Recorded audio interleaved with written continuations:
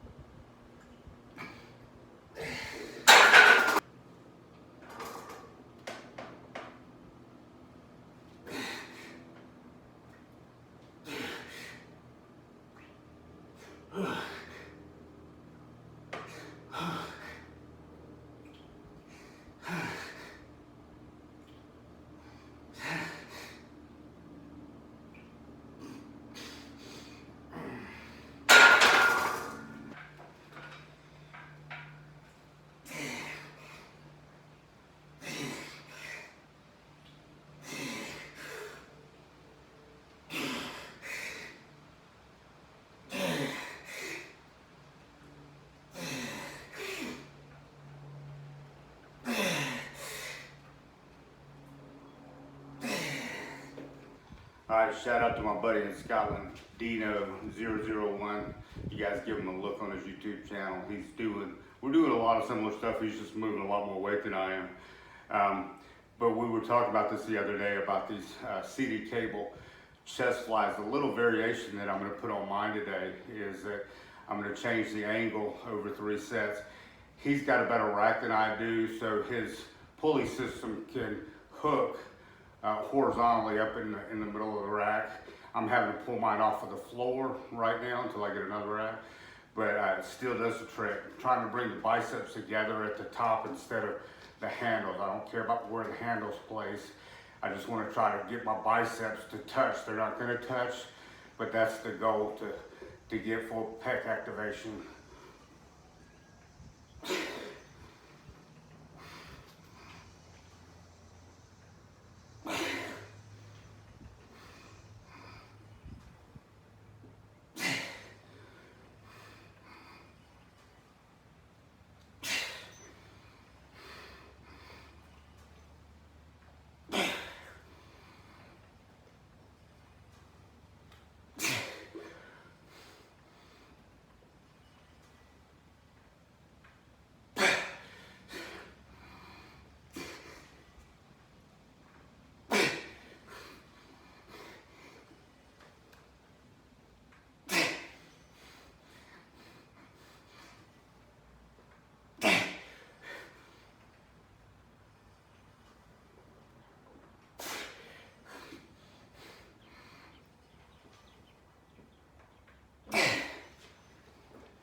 That angle is a lot more decline, so we're trying to hit the bottom.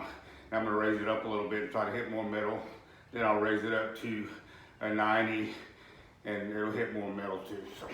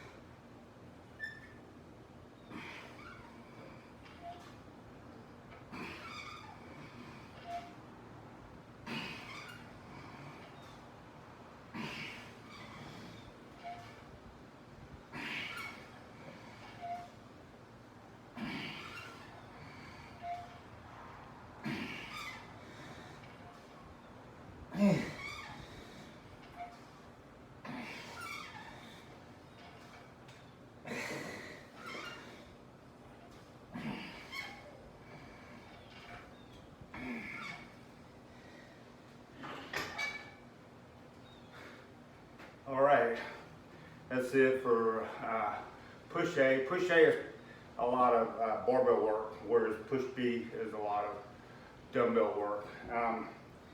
On my shoulders, because I'm doing incline presses, my second chest front delt movement, it's the only pressing I'm doing. I'm not doing a direct press for shoulders.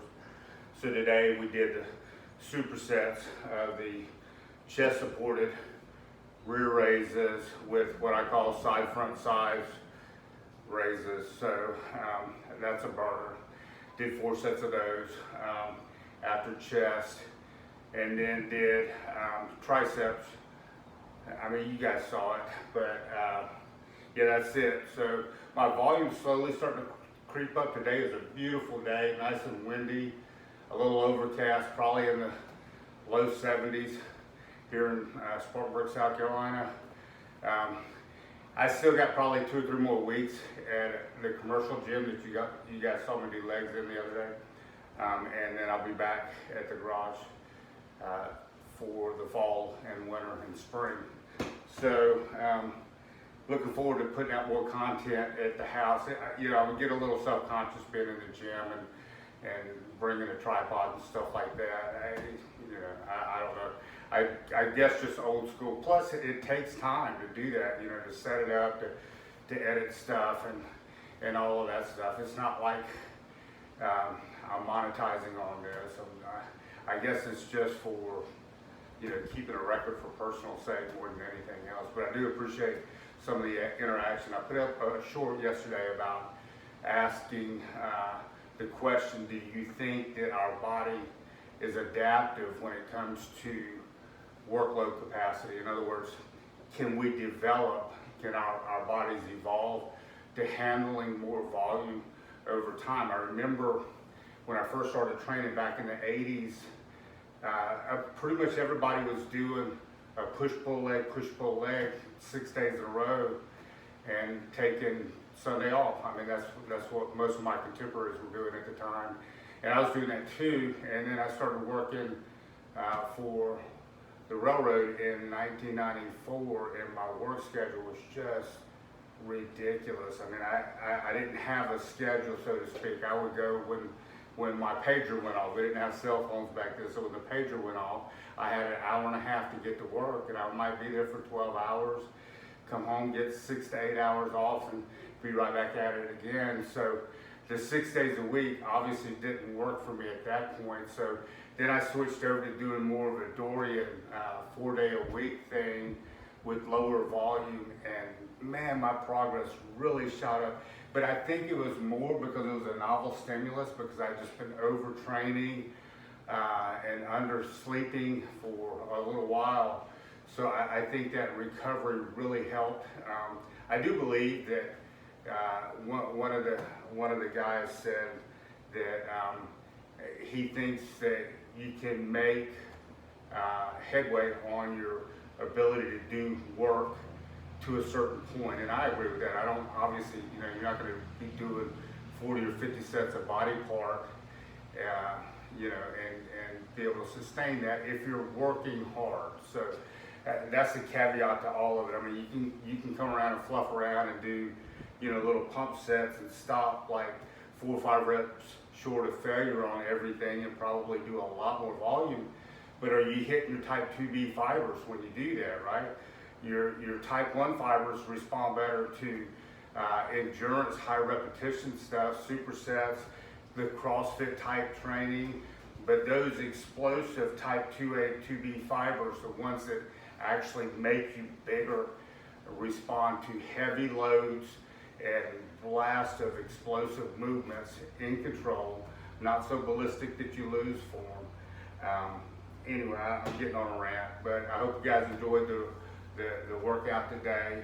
Let me know what you want me to talk about or show you as far as my training and nutrition and that piece, or, you know, moving forward. All right, have a good day.